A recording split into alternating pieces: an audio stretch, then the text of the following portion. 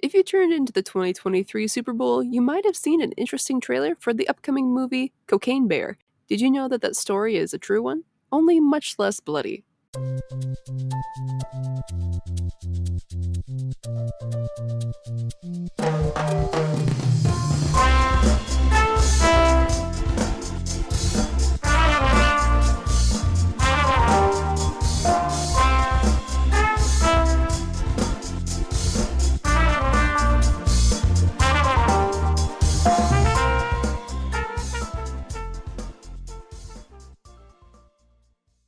Hey Wanderers! Welcome back to another Foolish Wanderers podcast, the podcast about anything and everything. Today, we're going to do like a mishmash of a bunch of different things. The first thing we're going to talk about, well, Kendra has a couple of things she wants to talk about, and then we're going to get into Pablo Escobar, the bear that ate a bunch of cocaine. That's a great title. It's a great title. That's the name that like a bunch of people have given him. So if you look that up, yeah. Pablo Escobar. Pablo Escobar, yes. Okay, so the first thing we're going to talk about, it's been going around the internet for a little bit, a few days, few weeks, whatever, but these big red boots. Oh, goodness. Yes, so these big red boots are all over the internet, and we're going to talk about them because they are ridiculous. They're bugging Kendra. They're bugging me. Yeah, they're just bugging me. Yeah, so if you don't know what these big red boots are, think of like the anime character Astro Boy, if you know who he is. He wears like these big red comical like cartoonish boots. Or like think of something that maybe like Super Mario would wear on his feet. Just like oversized cartoonish boots. Yep. So these big red boots were created by Mischief, spelled MSCHF. And that's a New York-based art collective. And so these boots sold out in a matter of minutes during their official launch on February 16th. And yeah, so this company Mischief, they've done stuff before. They like to do things that are like kind of, I don't know, like shock value, I'd say. I like love they want their to stuff. shock. They're great. They've done like this like holy water shoes before, Jesus shoes. So like Nikes with holy water from the River Jordan in the sole. Oh, I didn't know that one. Yeah, so they sold those for $1,425. Wow. And if you didn't hear about those, you definitely have heard about this. They did a partnership with Lil Nas X, and they released the Satan shoes, which were modified Nike Air Max 97s with a drop of blood in the sole. And they were famously sued, Nike sued over the controversial shoe, and they reached a settlement. So okay, see, I haven't looked into their shoes, but I've heard of they did like a trend where there was like 5 or 6 packets, so it looked like ketchup in a box, and like a couple of them were supposed to be like Fenty lipstick, and a couple were just ketchup. And so that's what the kind of stuff that I thought was really funny. Like they give you like 2 or 3 packets of actual really good quality like lip gloss or lipstick, and the rest is just ketchup. And then there's one that they came out with of sneakers, but they're the kind like they look like skateboarding shoes, but then you wear them away and they have like a gobstopper effect. So like there's different colors of rubber, and as you wear it away, it looks like a gobstopper. Or that's cool. See, those are cool. Or there was one that when I first heard about them, it was like a stack of money, but it looked like it was a badly rendered stack of money in a video game. So you look at it and it makes you dizzy just because It's like a print? It's like a solid block of like vinyl, I think, but it's printed in a weird way that looks like a badly rendered stack of money. It just makes you dizzy. I think I've seen that. Yeah, so it's like and I didn't know what it was. Okay. Yeah. Well, that's cool, but these big red boots, these jumbo boots are everywhere. I'm seeing all these dingbat celebrities and Instagram influencers wearing them, and they're $350, which I mean is cheaper than it's not as bad, but then they're all over TikTok right now, and it's just hashtag big red boots, and it has amassed 27 million views. Oh goodness. So it's everywhere right now. See, I haven't seen that, so our TikTok pages are very different. I don't have a TikTok page. See, that's how big this is. It's like I don't even have a TikTok page, and I'm seeing them everywhere. So these boots they're made out of TPU rubber shell, and then they have an EVA foam outsole and midsole. So it's basically that just means it's the same material that like a Croc is made out of. Okay, sure. So it's that kind of rubber. And yeah, so these boots are like a kind of like a big financial investment, right? But it's also a time commitment because with its rubber texture, the boots have taken some users upwards of 20 minutes to take off. That's insane. So I've seen TikTok videos of like Instagram influencers having people like try to like, you know, like rip these huge boots off of them, and they're like laying down. It's like them putting like on skinny jeans. Like, you ever put on skinny jeans? And you have to do like the wiggle and like the jumping motions a few times. Yeah. Yeah, if you look up their website, they have like a list of everything they've released, because I think it's like once a month they release stuff, or a couple months. But one of them that I read about was where you get a key, like a car key or car fob, and basically Ooh. like I think they parked a couple cars around the world, and if you had a key, you could just walk up to it and drive away with it. Because technically you owned it. So like if you found this car, drove it to the mall, and somebody else found it, they could take it while you're not using it. And so like everyone shares this car. It's weird, but it's cool. Other one, Mischief did this? Mischief did That's that. cool. Yeah. Another one that they had in December of last year, 2022, they called it Big Fruit Loop. Basically, it's like a box-sized Fruit Loop. I guess. Okay. But yeah, they've done a lot of interesting stuff. Yeah, the Gob Stomper. That's what they called the Club Stomper. yeah, I like the that. shoes. And that was from I think July of 2022. And then they also had popsicles called Eat the Rich that featured Bezos and Elon Musk. And basically, you know, like the SpongeBob popsicles with the gumball I've eyes? seen those. Yeah, I saw that. So yeah, they had those. I think they had like That's ice cream funny. trucks. See, that's funny. That was funny, yeah. But then they're priced at like over $100 probably. I'm not sure. So it's about those. eat the rich, but give us all your money and then you can. Yeah. So the popsicles were available in New York and LA for like 3 days in July, and they were $10 a piece. So Oh, that's fine. That's nice. Okay. they had Mark Zuckerberg, Jeff Bezos, Elon Musk, Bill Gates, or Jack Ma. Who's Jack Ma? I'm not sure. I don't know who that is. Let me look him up. Jack. Jack Ma. Is he the Alibaba? Is he Alibaba or is He's Chinese. Chinese business magnate, it says. He is an investor and philanthropist. He is a co-founder and former executive chairman of Alibaba Group. Yep. Alibaba. Okay. So yeah, so Mischief does some cool stuff, Weird, but also some cool really stuff. weird, messed up stuff. Like the big red boots. Yep, those. Yeah. So yeah, so they're interesting.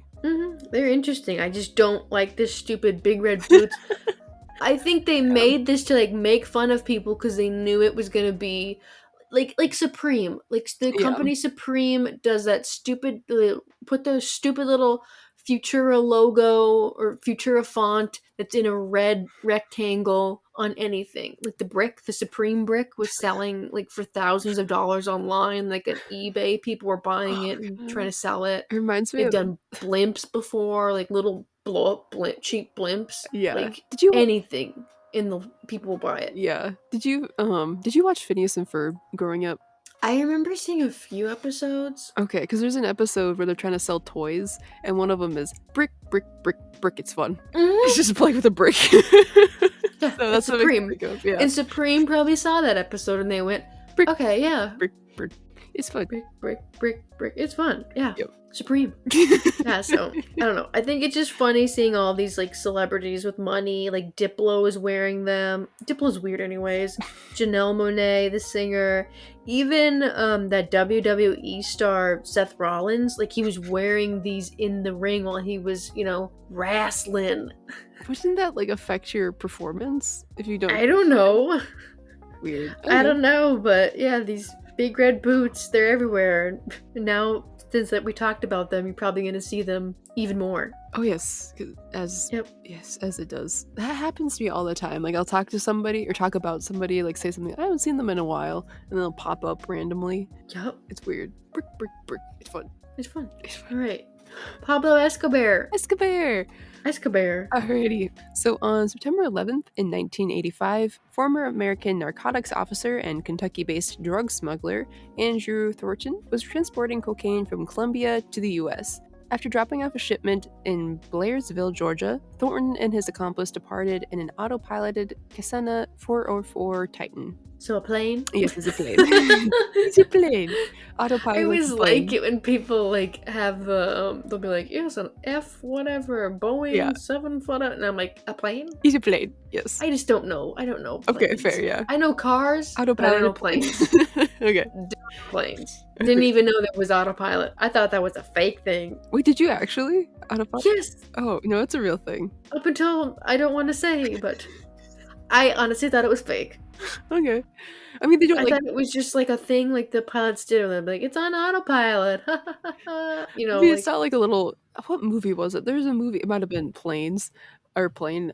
Where they had like a little blow up plane, like pilot pop out of the seat when they go on autopilot. That's not what happens. It's just like a computer algorithm that keeps it flying level and like on course, so you can do other okay. stuff basically. Okay, well, that's pretty cool. Yeah. Okay, was just sidetrack. Sorry. Was the planes? Was that the movie that was like the Disney movie Cars, but it was just planes? No. So it's an older movie. I'll look You're it up. thinking of the movie Airplane? Yes, Airplane. Okay, Yeah. that's sorry. completely different. All right. Airplane.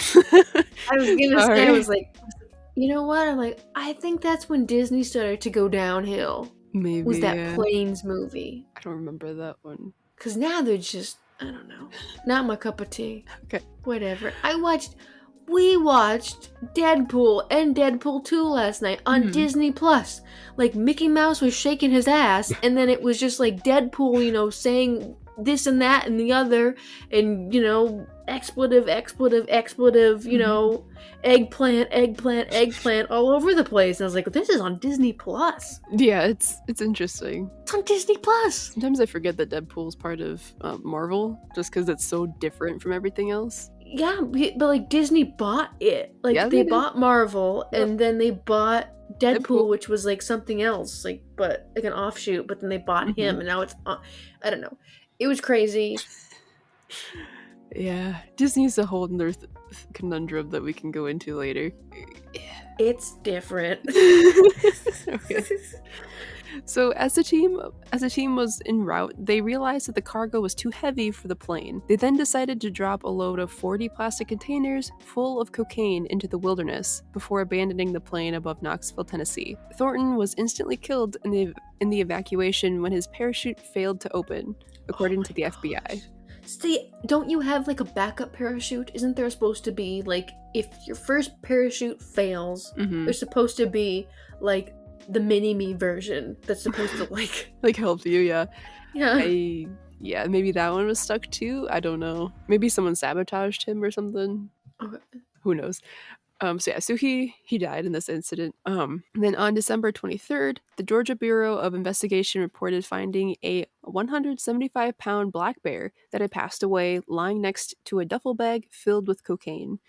The total amount of cocaine that the poor bear had eaten was 75 pounds, or 34 kilograms, valued at around $2 million. The chief medical... He ate that much? ate that much, that poor bear. So the bear is dead because it ate 75 pounds of cocaine. Yes.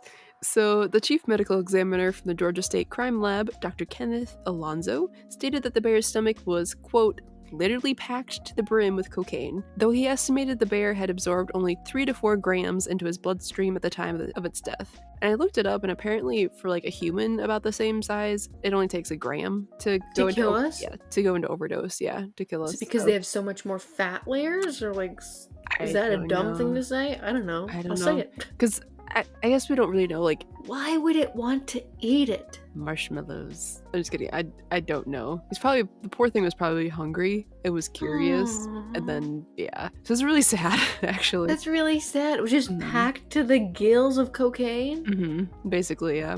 Do you think they thought it was like that was being used to drug, like the bear carcass was being used as drug smuggling, or no?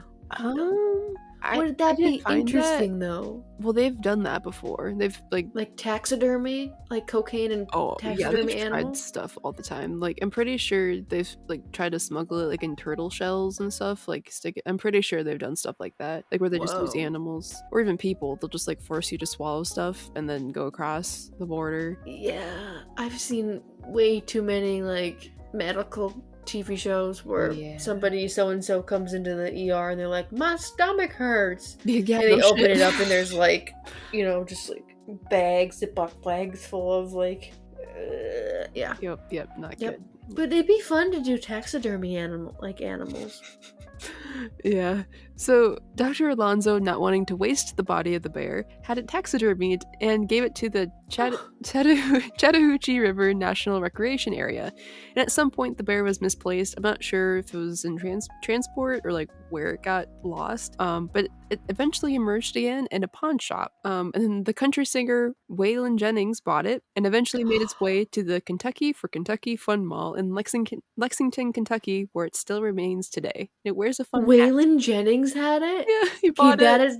that is the coolest thing. Yeah, he was like, I'm gonna keep it, and now you can go see it at the Kentucky Fun I Mall. like that. Okay. Yeah, so yeah, he's actually a pretty small little black bear too. 175 pounds, yeah. Yeah, it's I know tiny. quite a few men that weigh more than that. Yeah, yeah. hmm All right, do you want to get into my second stuff, or do you want to go into your second thing? Oh, that's the end of him? Yeah, well, that's all that really happened is he ate a bunch of cocaine and then he died right away. He didn't go on this like bloodthirsty rampage that the movies are telling you. So Now I gotta see this movie. I know I'm slightly fascinated, but also disturbed. I think Elizabeth Banks, the actress, is directing it. Is she if I really? remember correctly. I think so. Yeah, I just Yeah. remember him like I was watching the Super Bowl, like the last half of it, and that trailer came on, and I'm like, how many millions did you spend for this 30-second commercial for a Cocaine Bear movie?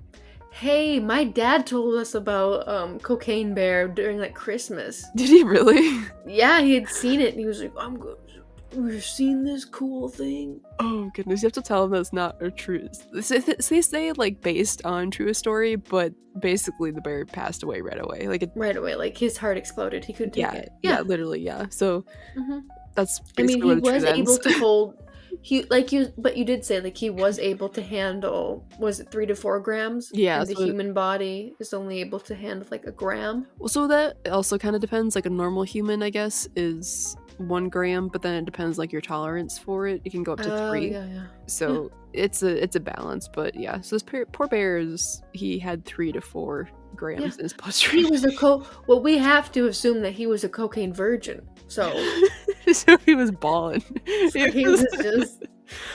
He Oh, never had a man. chance. No. Oh, poor bear. Okay. I might have to go see that, and then the whatever 1000th Ant-Man and the Wasp movie will have to wait.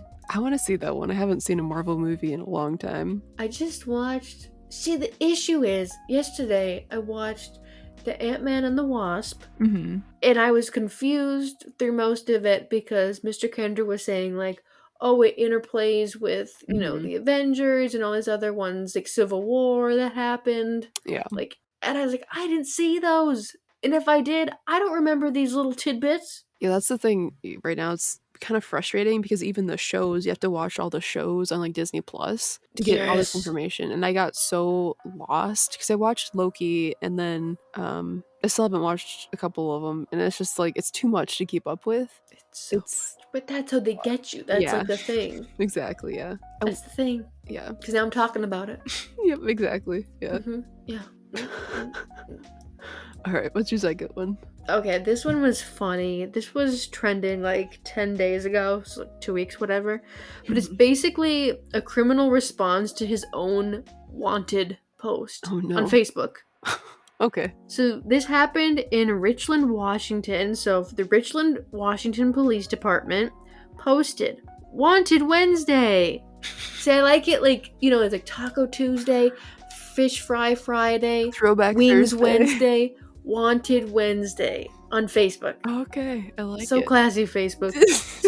Stay classy, Facebook. Stay classy. Your boxed wine and your Hey, my mother drinks boxed wine. I mean, some of it's good, but some of it, there's a yeah. Oh my god. See, I would never buy it. Because A, I collect the little corks. Yes. And that's the only reason I don't have a B or a C. Okay, so if a boxed wine came with a cork just on the side, you would buy it? Then I'd buy it, yeah. Okay. But Mr. Kendra went out. Okay, this is a lesson, people, women and men. Mm-hmm. Never send your husband out to do groceries. Oh no, I'm scared. I will say this. Mr. Kendra is better than other men with grocery getting. Like, he is very capable. Okay, that's good. But he came back with a box of, like, the driest red wine ever. No. And I went, what?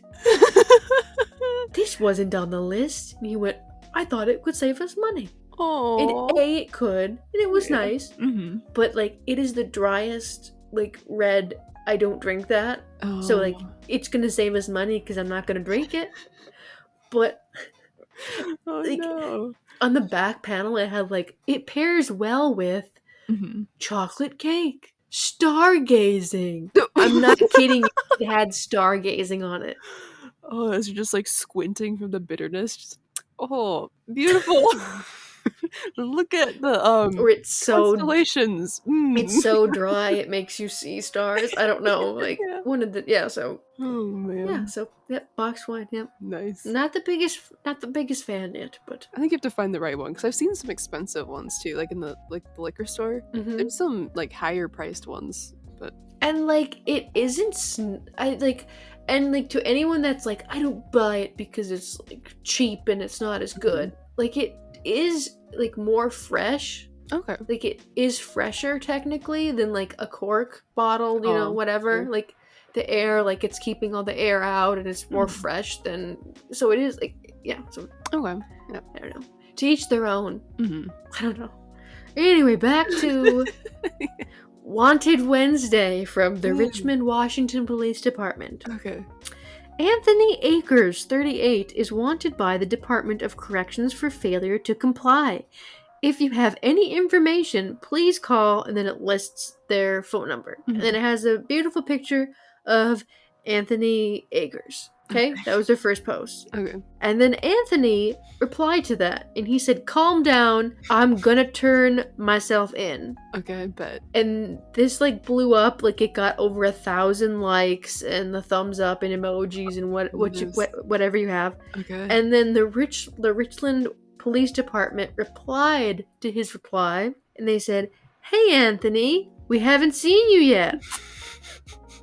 Our business hours are 8 a.m. to 5 p.m., Monday through Friday. Wait, that's it? Like, they're not like a 24-hour, like, turn yourself in? I don't know what they do in Washington. I don't know. Okay, yeah.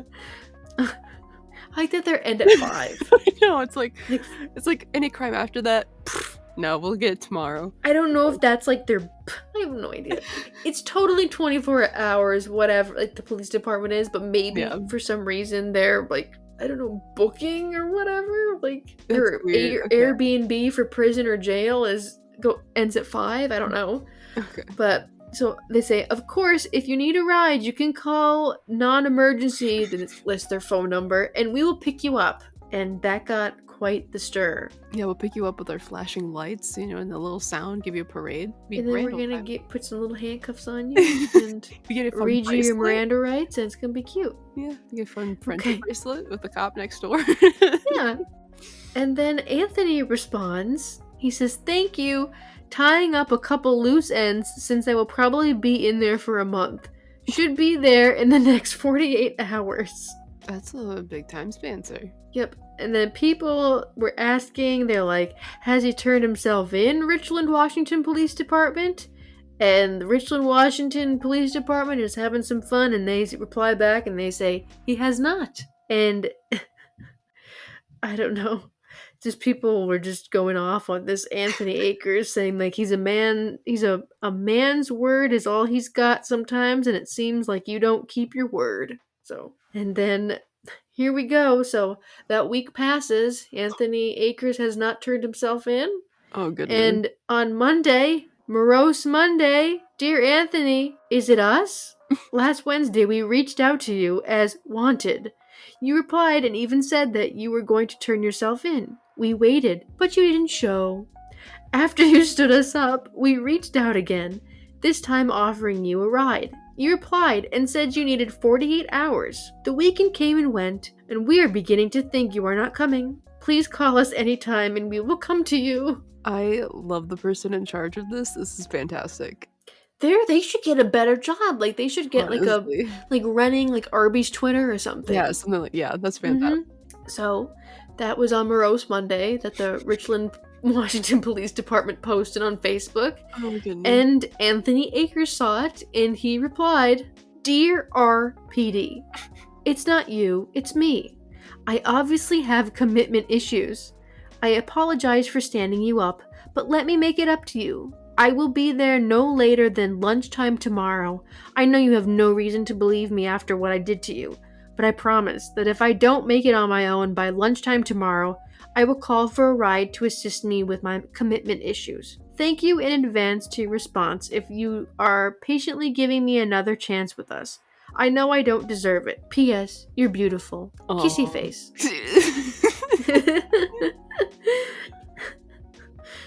Okay, so then the next day comes. Okay. And Anthony Akers posts a picture of him ringing the bell or knocking the door to the RPD police department. Okay. And he says, here for our date. Aw, our month-long And date. that was it. That's all we have. Aw, it had a happy ending. It had a happy ending. They found each other. Yay. Yay. Good for you two. I hope you're happy. So, like, PR for, whatever, the Washington, how many times I said it? The police department? Great job. You deserve a raise. That's hilarious. That was fantastic. I love when businesses play into stuff like that because it's just like, I don't know, it adds to the fun, you know? It adds to the fun. You gotta find fun somewhere. That was fantastic. Alrighty, so now we're going to get into my second segment, and we're going to be talking about some strange weapons from the Cold War and World War II. So there's one for each era. Alrighty, so the first one we're going to start with is Project Blue Peacock from the Cold War. Ooh, I thought it was going to be from NBC. Blue Peacock, yes. The lost all its color, it's too cold. Alright, so the Cold War, if you guys don't know, I'll give a quick synopsis of what the Cold War was. So the Cold War was the geographical, ideological, and economic struggle between two world superpowers, the US and the USSR, or Soviet Union. Or Mother Russia. Mother Russia, yes. That started in 1947 at the end of the Second World War. It lasted until the dissolution of the Soviet Union on December 26th, 1991. But the height of it was the Bay of Pigs, so like the whatever 61, I don't know, 61? I don't know. It's like early 60s. Let me find it quick. Whatever, JFK is president. His head hasn't been killed by the CIA yet. It was Allegedly. Conspiratorially. We don't know. We'll never know. No. Inca told me it was the CIA. Oh, she whispered that in your ear? Inca is really into conspiracy theories. Ooh, fascinating. Yeah. So I'm getting a couple different time points, but one of them that I'm looking at is 1962 to 1979. Okay. So that's probably, I'm gonna say that's probably when this the height of it is. Anyways, so in the 1950s, NATO faced off against the Warsaw Pact, and Germany was ground zero. Divided in two after World War II, the country was the battlefield where the Cold War would have easily become hot. So that's like their danger, like watch this zone closely. The British were willing to go nuclear in the early 1950s, according to The Guardian, and the British Army came up with a drastic idea, codenamed Blue Peacock. It doesn't involve peacocks, in case you're wondering. Alright, so the Britain's Royal Armament, or Weapons Research and Development Establishment, had investigated numerous ways to thwart the Soviets using their nuclear weapons, but Project Blue Peacock involved something a little bit more unconventional: atomic landmines. So, yes.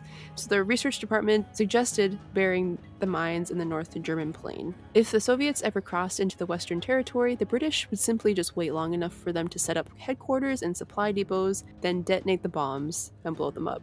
Who thought of this? The peacock? The name? No, like, how Oh. dumb this is. Like, a literal peacock probably thought about this. Yeah, And they're was like, like, this is a "We put great idea. tiny nuclear bombs, like, in our allies' territory at this point." Yeah, it's In great. war-torn, yeah, Mhm. that's in Germany. That's great. Yeah, it's fantastic planning. So these landmines were actually quite large at 10 kilotons. Reaching weapon Each weapon is about half as powerful as the bomb that destroyed Nagasaki in 1945. Oh, only half. Only Great. half. Only Yep. half.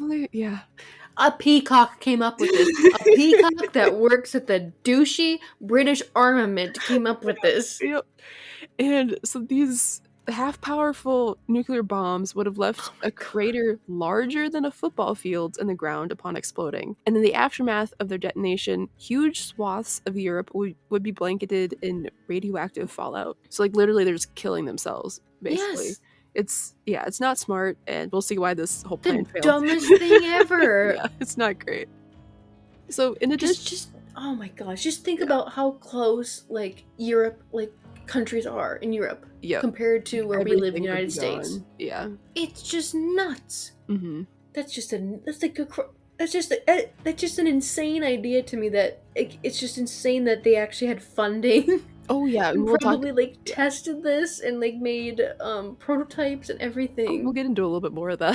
We Oh have some my more to add gosh. to it. This is almost as dumb as when Bill Gates wants to like throw like a bomb into the sun or like Yes. the dust thing. It's Yeah. almost that stupid. Yep. Yeah. Okay. So, in addition to blasting away Soviet forces, the British hoped that the nuclear landmines would make occupation of the land impossible, which, yes, it very much would. And that the radioactive contamination would convince the Soviets to leave Germany, which, like, who would want to stay at that point, honestly, though? Like, even your own people wouldn't want to stay. Mm-mm. So, so in a quote from a 1955 article in the National Interest, they stated, quote, "A skillfully sited atomic mine would not only destroy facilities and installations over a large area, but would deny occupation of the area for an appreciable time due to contamination." So, like, to anybody, it'd be basically unlivable wherever this bomb would be detonated. Oh my god. Yeah. Though the Blue Peacock mines sounded promising at first to this group, there were also several flaws that the engineers needed to find solutions to. I wonder what they were. Just a few. Just a few. Just a few. So one of the first issues that the British came across was just how were they going to detonate the new landmines? One option was to hastily bury each landmine with an 8-day timer if the Soviet forces ever started to invade. I picked that one. That one, there's like no stopping it. It's just 8 days, Yep. doomsday, just Yep. bye. So officials also considered leaving the bombs remotely, or activating the bombs remotely, or programming them to detonate within 10 seconds if they were tampered with. So if they dug them up, they'd explode in 10 seconds. There was also another issue, the weather. Temperatures often fell below freezing in northern Germany during the winter, especially underground. With so many intricate parts, the landmines were liable to fail if they got too cold. So if, like, even if they couldn't detonate them remotely, they could just go off because they got frost or something on them. That's just nuts. Yeah. All So right. here's their solution, or they have a couple of solution ideas. So the first one, engineers suggested wrapping each of the 7-ton bombs in fiberglass pillows to keep them warm. But then they had another idea, an even more brilliant one. Chickens! What? Yes, chickens! Look at all those chickens! What do you mean chickens? Chickens! Live chickens! What do you mean KFC? What do you mean Oh, chicken? this is some burnt KFC. This is like the crispiest KFC you're ever gonna eat. Okay. Nuclear KFC. Mhm. It'll make your bones glow. Oh, yes, everything. Your hair will fall out, and it'd be like the best darn chicken you ever had. Ugh. So live chickens will be placed inside the casing of each bomb with just enough food for them to survive for 8 days, which is cruel on itself. Like, that alone is cruel. Call PETA. Yeah. Their body heat would keep the mine warm until it was time to detonate. So Why not just use the engineers at this point? just hug the Why bomb? chickens? Like, I'll Use keep the you warm. engineers that came up with this.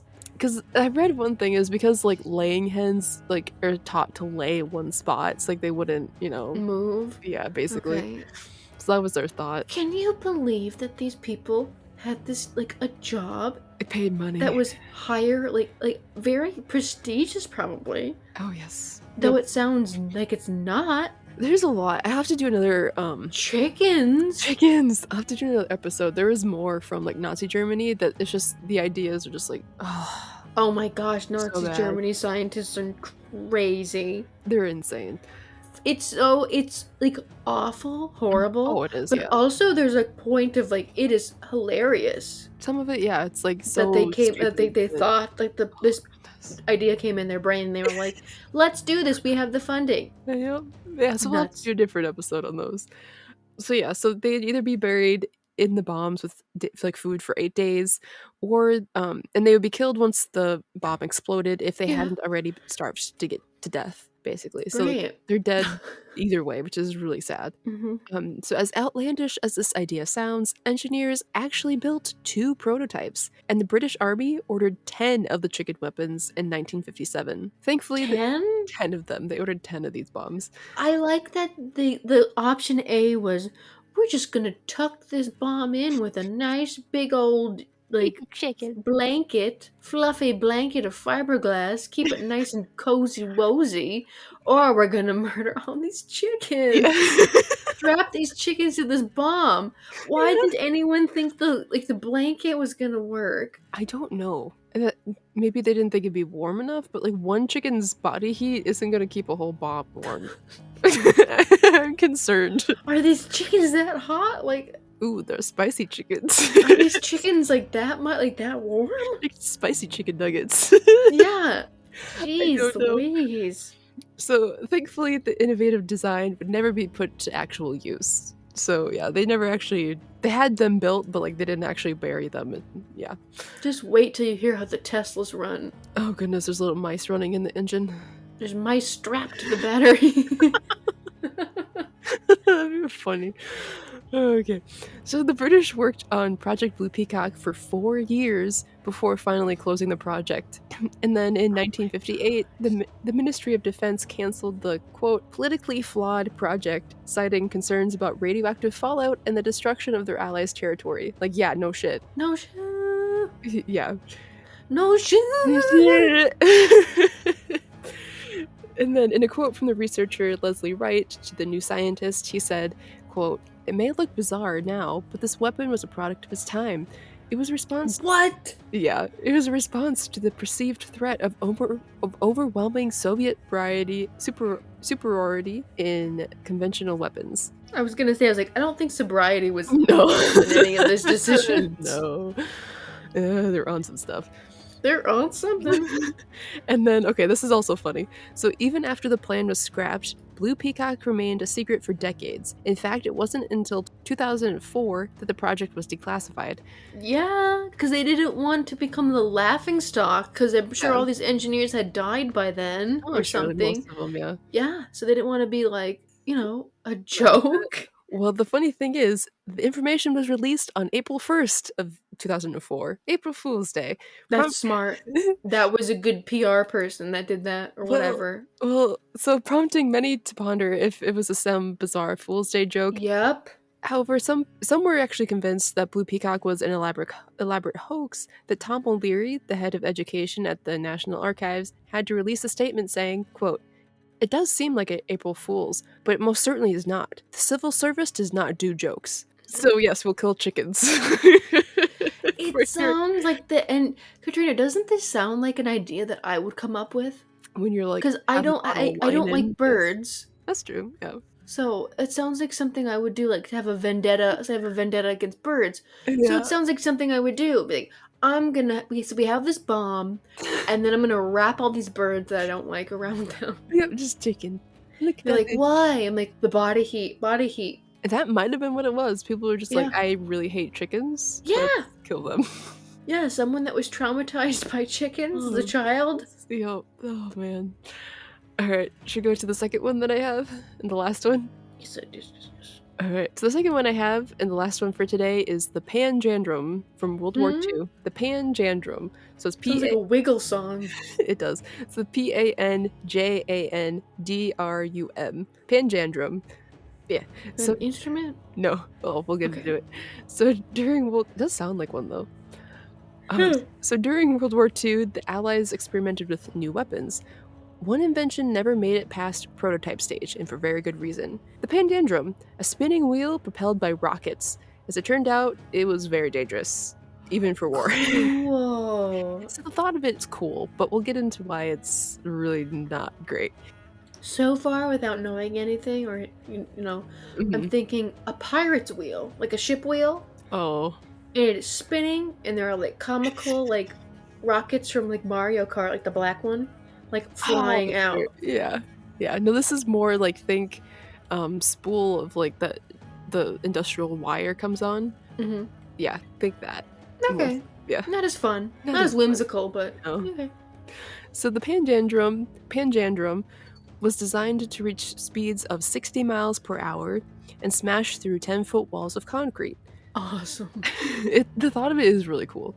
It was shaped like a massive wagon wheel, and the weapon was equipped with about 70 rockets and packed with explosives. But ultimately, that made the Panjandrum too dangerous to deploy in war. That's that's. It sounds cool. It does sound really cool. So, in a quote from their book, Pigeon Guided Missiles and 49 Other Ideas That Never Took Off, James Moore and Paul Nero said, quote, generals fled for cover, the official cameraman was almost mowed down, and the Panjandrum rockets flailing, wheels ablaze, disintegrated. Oh So that was the final test, and we'll no. get into some of that in just a second. Alright, so the war against Germany had reached a stalemate by 1943. In spite of intense bombing raids, the Germans had failed to conquer Britain, and at the same time the Allies were struggling to gain a foothold in Europe. Fearing an invasion across the English Channel, the Germans had built heavy fortifications along the European coastline, known as the Atlantic Wall. The barrier stretched all the way from Norway to Spain. Thick- Wow. yeah, it's intense. So, Norway to Spain. yeah, That's basically Europe basically, yeah. in Yep. my head. Yeah, it's like basically all of Europe. Yeah. Atlantic coast, yeah. So the thick concrete bunkers lined the beach, according to history on the net. Barbed wire, hidden mines, and massive artillery guns reinforced the defenses. So like this was like a massive undertaking and like basically a huge thing to go up against. So towering walls of concrete made an invasion seem impossible until the British came up with a weapon capable of blasting through the Atlantic Wall. Within the British Navy, the Directorate of Miscellaneous Weapons Development, or DMWD, was in charge of creating new war machines. And they rose to the challenge and came up with Panjandrum. Great name. It's not confusing at all to say. So, what was the Panjandrum? Essentially, they built two wheels, each 10 feet tall, and joined them together with a hollow tube stuffed with explosives. Rockets attached to either of the wheels would propel the war machine towards German fortifications. So basically, just to make it roll through and reach up to 60 miles an hour. So, in theory, the Panjandrum was amphibious. The British planned to approach the beach in a landing craft and launch the war machine or machines into the water. Then the Panjandrum would simply roll onto shore and smash into the Atlantic Wall, blasting a hole into the concrete. So they set off the explosives in the tube in the center. So once the Panjandrum pierced a hole in the German defenses, Allied tanks would roll through the holes. So why even design such a contraption? Well, according to War History Online, the DMWD hoped that the Panjandrum would save some lives. Landing troops on a heavily fortified beach would quickly become a slaughter, and it was, Mm-hmm. unfortunately, for D-Day. Mm-hmm. But by rolling a dozen Panjandrums through the German line, the Allies hoped that they could avoid bloodshed, or a lot of bloodshed. There was only one problem. The Panjandrum was nearly impossible to operate Oh and no. direct. So powering the Panjandrum was a problem. To shoot the machine down the beach, the DMWD strapped rockets to the wheels. But the rockets didn't always work, and some of them broke away from the wheel. Yeah. The British didn't anticipate any of these issues. Instead, they learned about them the hard way during a test on Devon Beach in 1943. At first, the test went smoothly, and the Panjandrum made it from the landing craft to the beach, propelled by rockets, until some of the rockets failed and the spinning wheel shot off course. Oh no. So, undeterred, the DMWD modified the prototype. They added another wheel and more rockets. Finally, to keep the machine on course, they reinforced the wheels with steel cables. The cables, however, would sometimes snap, causing even more havoc. So Jeez. it's an intense machine. It looks simple, but it's intense. Those cables, like those steel cables, Mhm. are the ones I'm thinking of. Oh Mhm. my goodness. To Those snap things those. snapped? Yeah. So it's an intense piece of machinery. Wow. So fortunately, the British decided not to pack the center of the drum with explosives for the tests. Instead, according to Wired, they opted for a much safer choice, sand, which is good because in the tests, like if they would have been full of explosives, people would have died. They should have called this thing like the Wheel of Hell or Yes, something that would instead have of been better. Panjandrum. That'd been awesome. So, in spite of the disastrous tests, the British kept working on the Panjandrum. By January 1944, the DMWD invited some top brass, including scientists, naval officers, and photographers, to witness the new war machine in action. The test started out smoothly, with rockets firing. The Panjandrum rolled across the water and onto the beach. Then it took a turn for the worse. At first, all went well. The Panjandrum rolled into the sea and began to head for the shore. Then one of the clamps gave. At first one, then two more rockets broke free. Then the Panjandrum began to lurch ominously. The rocket-propelled wheel spun towards Lieutenant Louis Klemensky, a Royal Navy photographer who captured the failed test on video. And I'll Oh actually leave no. I'll leave a link if you guys want to check out this video. It still exists. So if you want to check it out, I'll leave a link for you guys to look at. So while looking through the telescopic lens of the camera, Kalinetsky thought the weapon was further away, so he kept filming. But the roar of the Panjandrum forced Kalinetsky to look up. When he did, he saw a 10-foot wheel flying towards him, rockets shooting off in every direction. Klemensky ran for his life. The admirals and generals who had gathered to watch the test also dove for cover. So the Panjandrum was now heading back to sea, but crashed in the sand where it disintegrated in a violent explosion, rockets tearing across the beach at great speed, and an officer's dog took off after them. Oh no. They're so dumb but so cute. Are so cute. And you can see in the video Oh, this dog running after a rocket. great. Yep. So then the admirals all agreed that the Panjandrum was a failure. It started off like a movie, like where everything is like going Yeah. smoothly and then all of a sudden like just disaster ensues. Oh yes, it was very quickly too. Oh my gosh. So That poor camera guy. They're I just there to know. like take pictures. Like they're I not know. there for war or, you know? Yeah, exactly. It's just like, "Oh, I'm gonna capture this cool thing," and then it's like, "Oh, shit." That's what my dad did in the military. Not the Pandandrum, I was but gonna like say, he "What?" was no, like a just videographer person. Sure, yeah. Like camera, yeah, just take pictures, Mhm. videographer, stuff like that. That's cool. So I feel bad for this guy that has Yeah. like Especially when he didn't realize, like, how close he actually was to the thing, and all of a sudden he looked up and he's yeah. like, "Oh!" I Like would be like 2 miles away using like a scope and be yeah. like, I can see it. Like, you can see his pinprick of a thing. Yep. You can see it. This will be good. It's in focus. So months after the British scrapped the Panjandrum, they successfully breached the Atlantic Wall and invaded Normandy.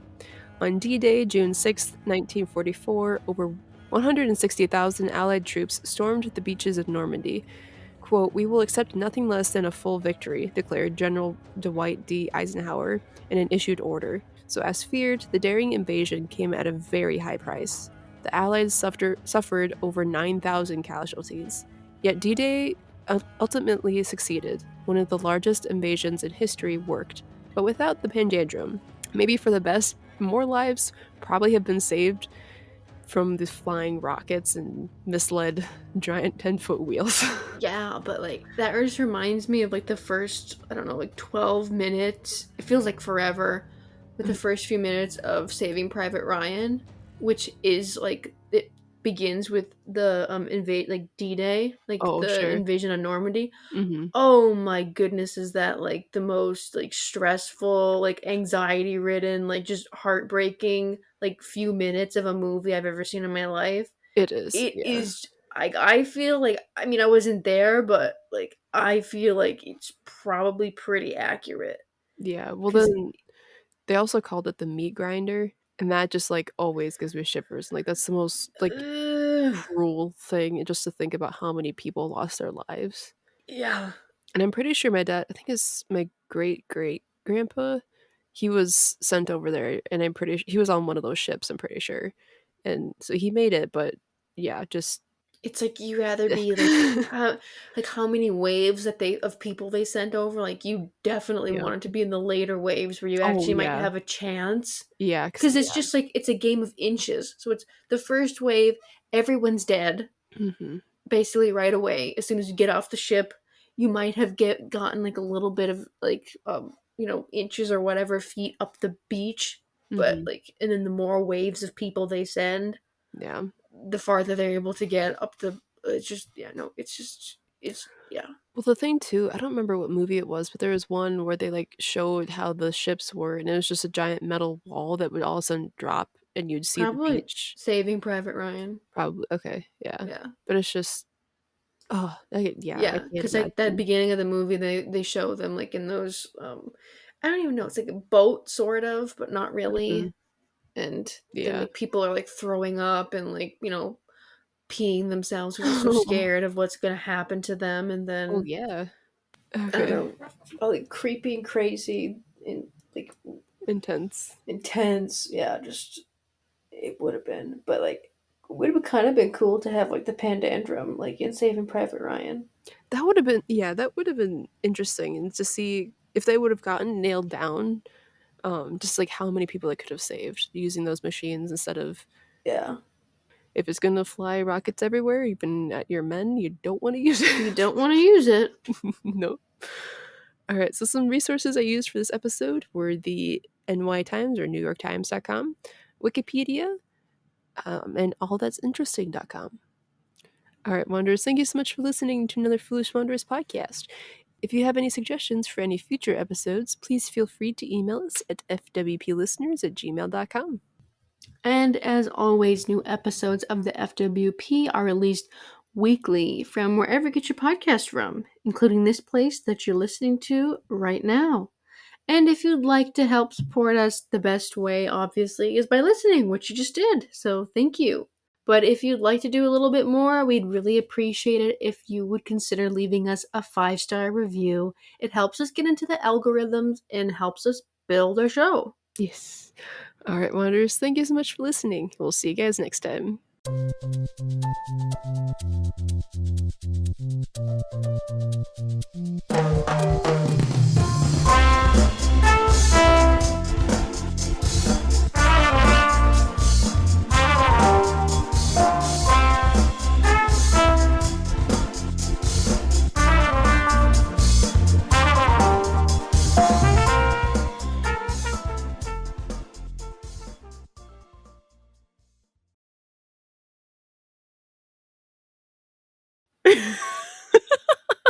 Was it wet or something?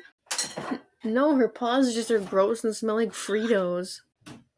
That's what, like, that's, no, but that is what dogs' feet smells like because they sweat through their paws. Oh, I'm sure, So yeah. that's what the sweat smells like is Fritos. So if you ever smell your puppy or your dog's paw, and it smells like Fritos, that is why. Oh, I mean, it's better than my sweat. My sweat smells like onions. okay. So I think there's a gum that can make your sweat smell like roses, or your farts I'd smell like be roses. so terrified that it would cause you, like, give me cancer. Probably would. Yep.